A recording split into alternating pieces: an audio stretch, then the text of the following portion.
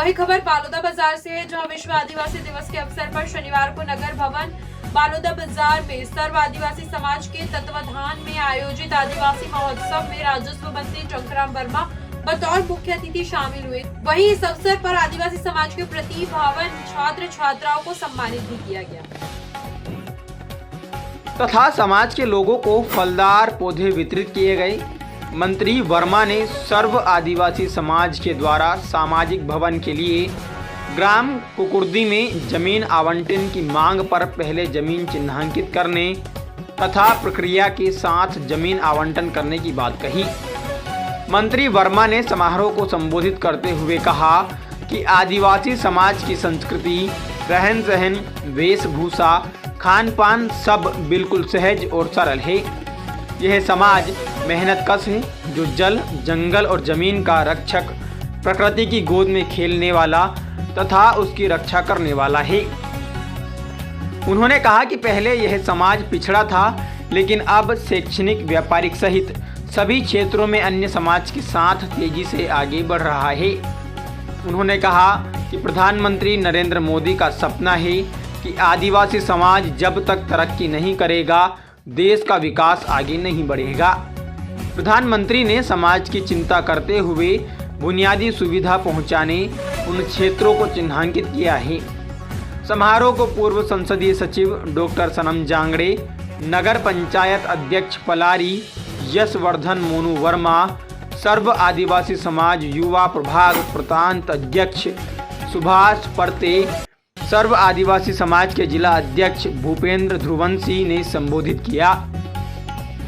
इस अवसर पर नगर पालिका अध्यक्ष चितावर जायसवाल, जनपद उपाध्यक्ष ईशान वैष्णव, स्काउट गाइड के राज्य उपाध्यक्ष श्री विजय केसरवानी, बंसी लाल नेताम, भागमनी ध्रुव, प्रताप नाथ, राकेश नेताम सहित समाज के पदाधिकारी एवं बड़ी संख्या में सामाजिक जन उपस्थित रहे। वही खबर छत्तीसगढ़ से है, जहां संत शिरोमणि गुरु घासीदास जी के तृतीय सुपुत्र एवं उनके उत्तराधिकारी रहे गुरु बालक दास जी की जयंती के अवसर पर गिरोधपुरी धाम में होने वाले 3 दिवसीय 25 से 27 अगस्त 2024 मेला की तैयारियों का जायजा लेने कलेक्टर दीपक सोनी शनिवार को गिरोधपुरी धाम पहुंचे। उन्होंने सर्वप्रथम बाबा गुरु घासीदास और बाबा बालक दास के मंदिर में पूजा अर्चना कर जिलेवासियों को खुशहाली के लिए आशीर्वाद दिया।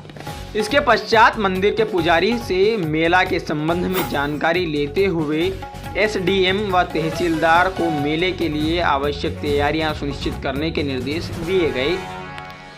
मेला स्थल पर पुरुषों और महिलाओं के लिए अलग अलग बैरिकेडिंग बनाने, पीने के पानी का पर्याप्त मात्रा में व्यवस्था करने, दर्शन करने गिरोधपुरी आने वाले श्रद्धालुओं के रुकने की उचित व्यवस्था, पूरे परिसर को सीसीटीवी कैमरे से सतत निगरानी करने, परिसर में प्रकाश के लिए लाइट की व्यवस्था, बारिश की संभावना को देखते हुए उसके अनुसार समुचित व्यवस्था करने, मेला स्थल पर मेडिकल टीम की तैनाती, मंदिर की सीढ़ियों में कालीन लगाने जिससे कि दर्शनार्थियों को किसी भी प्रकार की समस्या न हो, इन सभी की पूरी व्यवस्था सुनिश्चित करने एसडीएम व तहसीलदार को निर्देशित किया गया। कलेक्टर दीपक सोनी ने मंदिर के पुजारी से बात करते हुए कहा कि मनखे एक समान का पालन करते हुए बाबा साहब के शांति के मार्ग में चलते हुए शांतिपूर्वक और सौहार्दपूर्ण ढंग से मेले का कार्यक्रम आयोजित हो, इसके लिए जिला प्रशासन पूरी तरह आप सभी के साथ है।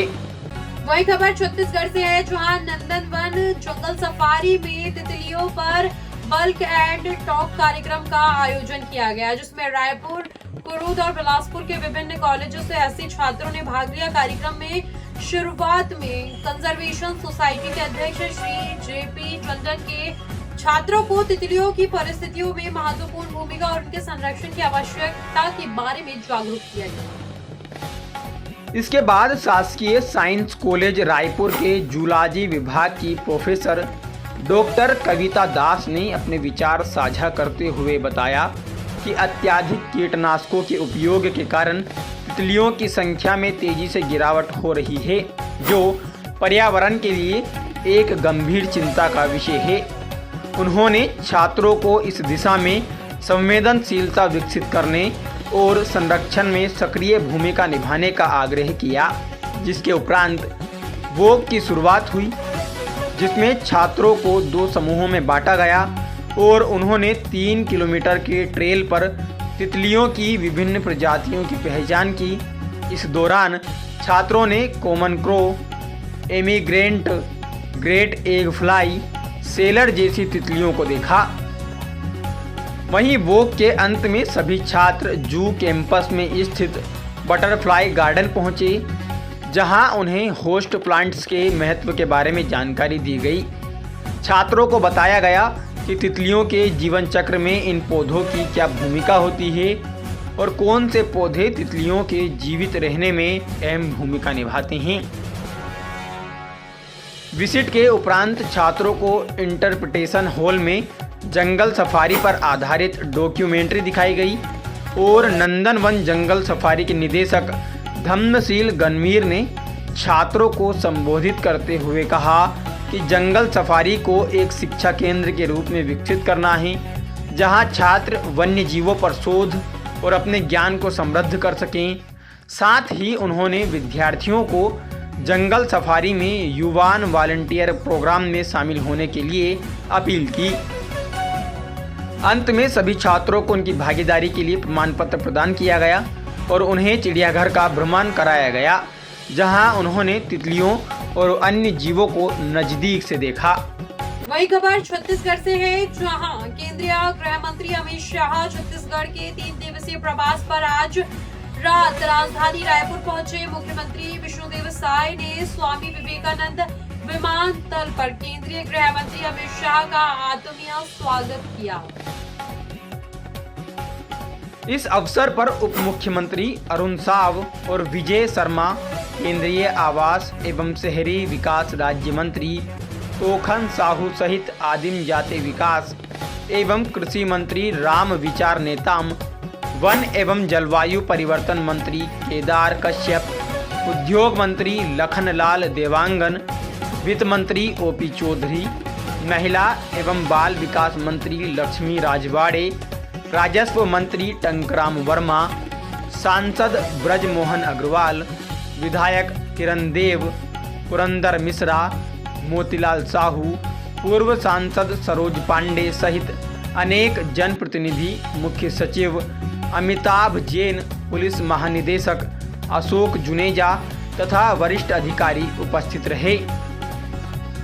केंद्रीय गृह मंत्री अमित शाह के छत्तीसगढ़ दौरे का आज दूसरा दिन है। अमित शाह आज विभिन्न कार्यक्रमों में शामिल होंगे।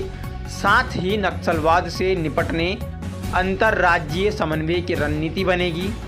तय कार्यक्रम के अनुसार गृह मंत्री अमित शाह आज सुबह 10:30 बजे महाप्रभु वल्लभाचार्य आश्रम चंपारण का दर्शन करेंगे।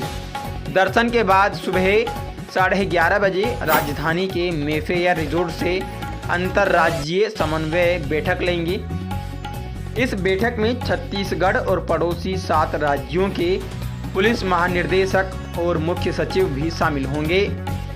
दोपहर 2:30 बजे छत्तीसगढ़ को लेकर बैठक होगी, जिसमें नक्सल प्रभावित क्षेत्रों में सुरक्षा विकास पर चर्चा होगी। उसके बाद गृह मंत्री अमित शाह शाम 5:30 बजे प्रेस कॉन्फ्रेंस को संबोधित करेंगे। नमस्कार, एकेएल न्यूज में आप सभी का स्वागत है। मैं हूं आपके साथ साक्षी गुप्ता। ये बढ़ते हैं कुछ खास खबरों के साथ। बिलाईगढ़ विकास खंड के जेपी पब्लिक स्कूल बटलरी में कृष्ण जन्माष्टमी पर्व पूरे धूमधाम से मनाया गया। इस मौके पर बच्चों ने कृष्ण और राधा रानी जैसे वस्त्र धारण करके सबका मन मोह लिया। इस अवसर पर स्कूल के बच्चों ने बाल गोपाल के जीवन से संबंधित विभिन्न प्रकार की झांकियां भी निकाली। स्कूल डायरेक्टर संतराम जायसवाल ने भगवान कृष्ण के चरित्र पर प्रकाश डाला और बच्चों को कृष्ण लीला बताई, जिसके बाद स्कूल प्रांगण में मटकी फोड़ कार्यक्रम आयोजित किया गया, जहां कृष्ण लीला के अनुरूप मटकी तोड़कर गोपियों में बांटकर माखन खाया गया। वहीं स्कूल डायरेक्टर ने कहा, सभी बच्चों को सांस्कृतिक कार्यक्रमों में बढ़ चढ़कर भाग लेना चाहिए, क्योंकि इससे उनकी प्रतिभा का निखार होगा। इस अवसर पर सुंदर सुंदर भगवान कृष्ण की झांकियां निकाली और अपनी प्रतिभा का झलक दिखाया। उन्होंने कहा कि इस पर्व का हमारे जीवन में बहुत महत्व है और यह पर्व में आपसी भाईचारे से रहने की प्रेरणा देता है। उन्होंने कहा कि हमें समाज हित में कार्य करना चाहिए और प्रेम से रहना चाहिए। आज के कार्यक्रम में स्कूल के vice principal Saroj madam, Gayatri Sahu सहित पूरे स्कूल स्टाफ सहित उपस्थित रहे। वही खबर भटगांव से है, जहां माताओं ने घर के आंगन से सकरी बनाकर भगवान शिव की विशेष पूजा अर्चना कर पसहर चावल का सेवन कर व्रत को पूर्ण किया। भादु कृष्ण षष्ठी को प्रतिवर्ष अनुसार मनाए जाने वाला हर षष्ठी पर्व नगर सहित आंचल में धूमधाम के साथ मनाया गया। पूजा पाठ की तैयारियों को लेकर महिलाएं सुबह से ही जुटी रही तथा बच्चों की सुख समृद्धि एवं दीर्घायु की कामना को लेकर माताओं ने व्रत रखा। हल षष्ठी के दिन को प्रमुख रूप से भगवान कार्तिकेय की जयंती के रूप में मनाया जाता है और इस दिन पसहर चावल का विशेष महत्व होता है। इस अवसर पर संतानधारी महिलाएं काफी संख्या में व्रत रख पूजा अर्चना में लगी रही। घरों के अलावा मंदिरों में पूजा पाठ का दौर सुबह से शाम तक चलता रहा। व्रतधारी माताओं ने घर के सामने सगरी का निर्माण किया, जिसमें नदी पर्वत का दृश्य भी अंकित था और पीढ़े तथा नंदी की विधि विधान से पूजा अर्चना की गई। नगर भटगांव के दुर्गा मंदिर व गायत्री मंदिर सहित अनेक स्थानों व घरों में सामूहिक रूप से सैकड़ों महिलाएं एकत्रित हुई तथा विधि विधान से पूजा अर्चना कर संतान के दीर्घायु और सुख समृद्धि के लिए भगवान से मन्नतें मांगी। वहीं गायत्री परिवार के परिजन भीमेश्वर आदित्य ने बताया कि हिंदू धर्म में सभी रिश्ते नातों के लिए अलग अलग तीज त्योहार हैं। पौराणिक मान्यता के अनुसार सगरी बनाकर भगवान शिव और माता पार्वती की मूर्ति स्थापित कर पूजा करने से संतान की आयु में वृद्धि होती है। वहीं निसंतान महिलाओं को संतान प्राप्ति का वर प्राप्त होता है।